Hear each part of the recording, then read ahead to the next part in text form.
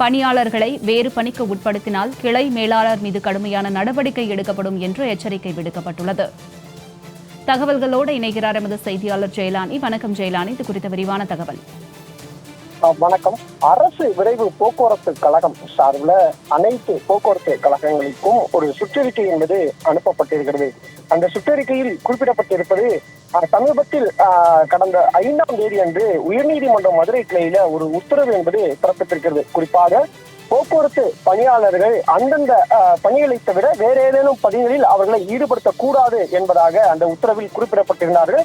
இதனை உடனடியாக போக்குவரத்து கழகம் நடைமுறைப்படுத்த வேண்டும், இல்லையெனில் அது தொடர்பான விரிவான அறிக்கையை தாக்கல் செய்ய வேண்டும் என்பதாக அந்த உத்தரவுல பிறப்பிக்கப்பட்டிருந்தது. இந்த அடிப்படையில உயர்நீதிமன்ற மதுரை கிளை பிறப்பித்திருக்கக்கூடிய அந்த உத்தரவின் அடிப்படையில தற்போது அனைத்து அந்த போக்குவரத்து கழகங்களுக்கும் அரசு விரைவு போக்குவரத்து கழகம் சார்பில் தற்போது சுற்றறிக்கை என்பது அனுப்பப்பட்டிருக்கிறது. அந்த சுற்றறிக்கையில அரசு ஓட்டுநர்கள், நடத்துனர்கள் மற்றும் தொழில்நுட்ப பணியாளர்கள் வேறு எந்த பணிகளுக்கும் பயன்படுத்தக்கூடாது என்பதாகும்.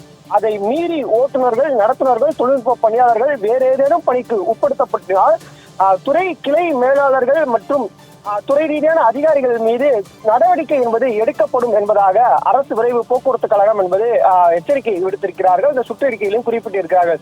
குறிப்பாக அரசு விரைவு போக்குவரத்து கழகத்தில் உள்ள அனைத்து பணிமனைகளுக்கும் இந்த சுற்றறிக்கை என்பது அனுப்பி வைக்கப்பட்டிருக்கிறது. குறிப்பாக உயர்நீதிமன்ற மதுரை கிளை உத்தரவின் அடிப்படையில் இன்றைய தினம் முதல் அனைத்து பகுதிகளிலும் பணிமனைகளிலும் பணியாற்றக்கூடிய அந்த ஓட்டுநர்கள், நடத்துனர்கள், தொழில்நுட்ப பணியாளர்கள் அவர்களது பணிகளை மட்டுமே மேற்கொள்ள வேண்டும். அதனை அனைத்து கிளை மேலாளர்களும் உறுதிப்படுத்த வேண்டும் என்பதாக அந்த சுற்றறிக்கையில சுட்டிக்காட்டுகிறார்கள். அதை தவிர்த்து அந்த பணியாளர்கள் வேறு ஏதேனும் பணிகள், குறிப்பாக அந்த டிக்கெட் புக் செய்வது, பேருந்து நிலைய பணிகள் மற்றும் டிக்கெட் ஒதுக்கீட்டாளர்கள் உள்ளிட்ட பணிகளை எல்லாம் வெவ்வேறு நபர்கள் செய்வது என்பது கூடாது. எனவே உடனடியாக கிளை மேலாளர்கள் அவரவர் பணிகளை மேற்கொள்கிறார்கள் என்பது தொடர்பாக உரிய பார்வையிட வேண்டும், கண்காணிக்க வேண்டும், அவரவர்களுக்கான அந்த பணிகளை ஒதுக்கீடு செய்து தர வேண்டும்.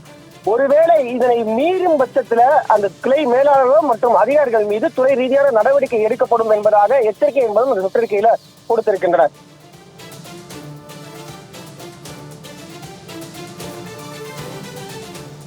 தங்களுடைய விரிவான தகவலுக்கு நன்றி ஜெயலானி.